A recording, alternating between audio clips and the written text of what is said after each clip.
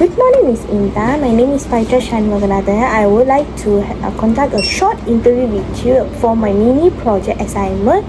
So thank you so much for having me and taking your time for spending with me today. Okay, good evening, Ms. Pavitra. I'm happy to help. Okay, can we start our interview? Sure. Okay. For the first most question, Miss, could you tell me what motivated you to choose the nutritionist career? And I heard that Miss have 2 years of experience in this field. Yeah, it's been 2 years since I become a nutritionist. I always been interested in how food affect our health, and I realized that many of diseases can be prevented or managed to a proper nutrition, and that is inspired me to pursue in this field. Okay, yeah. Okay, so the second question is like, did you face any challenges when you first started in this field? Yes, I faced a lot of challenges during my career, and one of the main challenges is the patient compliance, because many patients find it's difficult to stay compliance with their healthy eating habit, and it requires patience and also a good communication skill to talk with the patients. Okay. Then, how do you teach a patient how to nutritionally status for their different health conditions? So first of all, I will assess their medical history, and then how the dietary intake and also their lifestyle. Not only that, I will also look at their measurements such as the BMI, their weight, and then the lab results such as blood tests to understand their overall health conditions. Okay. So, what do you consider when creating a meal plan for each patient? I will consider their age, their medical conditions, lifestyle, and also their food preferences. Because for me, it's important that the meal plan is balanced and practical for them to follow. Okay. The next question is, how do you plan a meal plan for the people who have chronic disease such as hypertension, diabetes patient, and obesity people? So for that condition, I will follow the specific guideline. For example, like hypertension, I will focus on a low sodium food, and for diabetic patients, I will advise them to control their carbohydrate intake and focus on low GI food. And then for obesity, I will create a caloric deficit meal plan while maintaining their balanced nutrition. Okay, so the next is, how do you make sure your nutrition advice is follow the latest guideline of your nutritionist? Sorry. I will refer to official dietary guideline such as WHO and also Malaysian dietary guideline. And if I got the free time, I will attend the seminars and keep learning to stay updated. Okay. Then, how do you help patients to be strict on their diet plan? So I will prefer to set realistic goals and make gradual changes. I will also educate and support my clients so they will stay motivated to follow the meal plan. Okay. How do you work with the doctors and pharmacy to care the patients? On the retail setting, I only work with pharmacies, and I usually will collab by discussing the patient's conditions and treatment plans to ensure the nutrition care can support their medical treatment. Okay, I understand. The next, what is your approach to helping the patient to lose their weight? For losing weight, I will focus on a gradual weight loss through a balanced diet and regular exercise. Because I believe sustainable lifestyle changes are more effective than extreme dieting. Okay. And how do you adjust the diet plan based on the patient culture of the foods? Like Indian have their culture, Malay have their culture, and Chinese people have their culture. So how do you prefer that? I will include their familiar foods in the diet, in the meal plan, and respect their cultural practices as well. So the patient will feel comfortable and easy to follow the diet plan. Okay. How important is nutrition in preventing disease? For me, nutrition is very important. As we all know, a healthy diet can reduce the risk of many chronic diseases and can also improve our overall health. So last question. How do you keep yourself updated with new nutrition knowledge? If I got a free time, I will attend any workshop or a seminar, and also read a journal. I will also follow the professional guidelines to stay current. Okay, so that's all for today. I think thank you so much, Miss Intan, for your time, for sharing with me. Your name is Prem Kaur. I'm a student from MSU, Management and Science University, from School of Pharmacies. So thank you for your time and cooperation. So the purpose of this interview is to learn more about leadership and management from the perspective of a pharmacist in a supervisory role. So I would like to ask several questions about your challenges, about your experience, and also about your responsibility.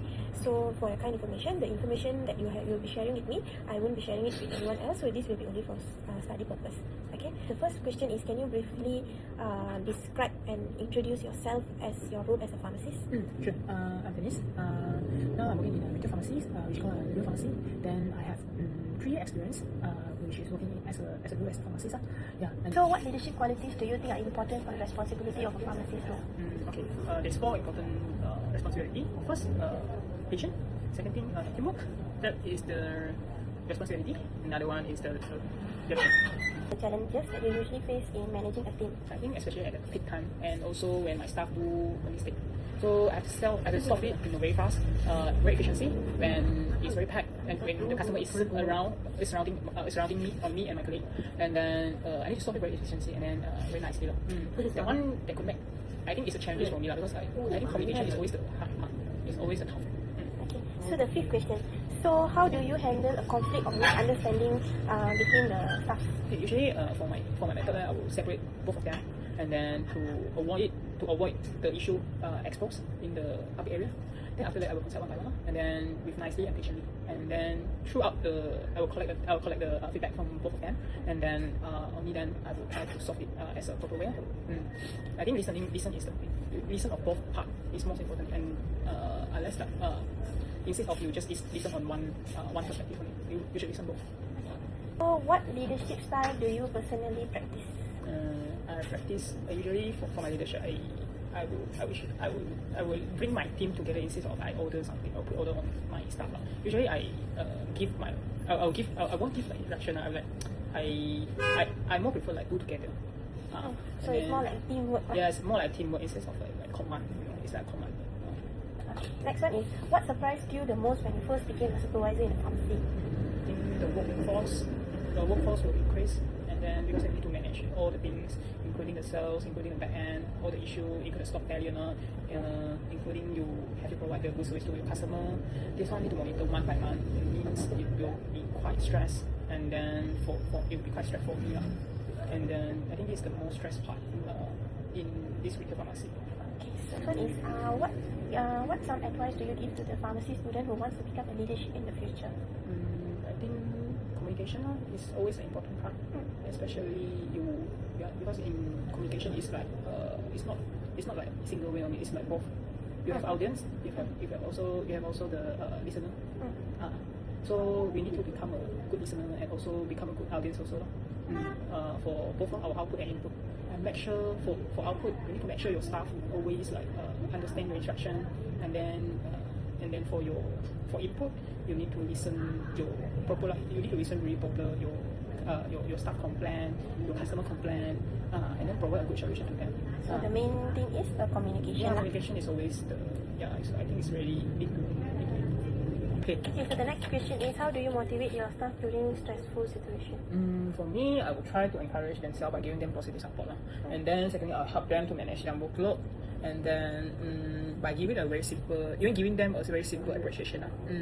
So the next question is, how do you continue improving yourself professionally? For this one, nowadays got a lot of like online webinar, online program. So I will attend. I will pay an attender usually. The purpose is actually to improve my professional skill and then professional knowledge, because the medication for the poison, the knowledge is every single time is update and update. So I need to follow the latest information and then the latest knowledge. Through the webinar, through the seminar, and through the online training, I will get improve, and also I will achieve my target, my goal that set by myself. Okay, so thank you, Mr. Dennis, for your sharing and also for sharing your time with me. Okay, thank you. Hello Miss, good afternoon. My name is Nishantini. I'm taking Bachelor of Science in Pharmaceutical Technology. So I would like to conduct a short interview today for my mini project. Thank you for your time. Can you please introduce yourself? Hi Nisha, Hello. my name is Iman. I am working as an operation executive at a wellness center in Bangsal. Okay. So my responsibility at this wellness center is actually to be the middle person between top management and outlets. So my main core is to actually help with the communication from top to bottom, and at the same time it's also for me to observe and review on our outlet operation and to check if there's any improvisation that we need to do in order to increase our customer service or our workflow performances. Okay, Miss, what do you believe is the most suitable leadership style in our current economy?